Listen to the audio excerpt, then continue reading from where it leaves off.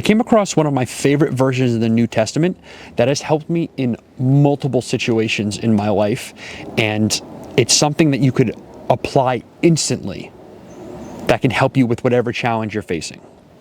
The verse that I'm talking about is from Philippians chapter 4, verse 10. I rejoice in the Lord greatly that now at the length you have revived your concern for me.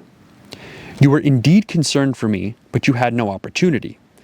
Not that I am speaking of being in need, for I have learned in whatever situation I am to be content. I know how to be brought low, and I know how to abound. In any and every circumstance, I have learned the secret of facing plenty and hunger, abundance and need. I can do all things through him who strengthens me. Hi, I'm Mike. I've had OCD anxiety for the past 10 years of my life, and I've turned that turmoil into tools through prayer, through experience, and I use those tools that I've gathered and I share them with you. And when I first read that verse, I read it at the surface level, right? I know that Paul was going off and preaching the gospel, and there was sometimes he had the resources that he needed and sometimes he didn't, right? But I was facing a particularly challenging time in my life. I was dealing with, as I have, a lot of anxiety, a lot of panic, and I had different choices that I had to make. And I remember one night, it's particularly feeling pretty heavy, right? And this verse came into my mind was, I know how to be content in every circumstance. I know what to do when I am facing hunger. I know what to do when I am facing need. I know what to do when I am facing abundance, right? And as these words continually came into my mind, it reminded myself, wait a minute, you've been here before and you know how to handle it because you've already done it in the past. Now, the challenges that you're facing might be new, right? It might be new territory, but the strength and the virtues that you need to face those challenges in general, you already have. Right? So one of the things that works for me and is being able to pray a little bit extra throughout today. Being in that perpetual communication with God is something that is needed.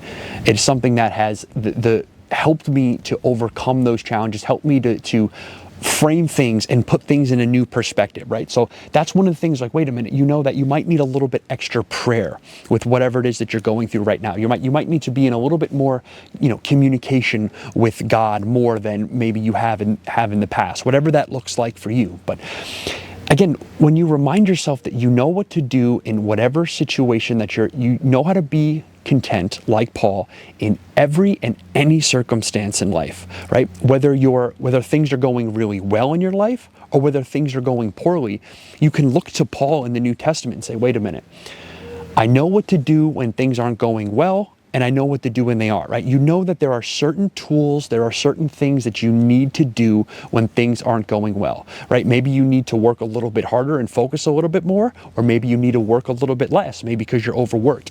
Maybe you need to pray a little bit more. Maybe you need to reach out to a friend. Maybe you need to reach out to your therapist. Maybe you need to reach out to a family member, right? Maybe you need to practice stress management a little bit more, right? You know that there are certain things, everybody knows that there are certain things that they can go to when things aren't going well. And so it's remind yourself that you have the strength and the virtues to handle these things because you have faced challenging and difficult situations in the past, and you know what works and you know what doesn't. Now, you might be in a new situation, you might be in new territory in uncharted waters where you've never faced that particular challenge before, but you have faced challenges before. And so you think back, okay, what have I done in the past when I have faced those challenges that has worked for me, that has helped me to promote a lens of clarity rather than being so shrouded by this problem, right? You know that there are certain things that you can always go back to, certain fundamental tools, certain fundamental virtues, if you will, that you can go back to and lean on in times of need, so you can be, like Paul, content in any and every circumstance, right? So that way you can remind yourself, wait a minute, I know how to be brought low and I know how to abound, right? I know how to be brought low. I know how to be brought so far down where you feel like there's no way out. But I also know how to give myself hope.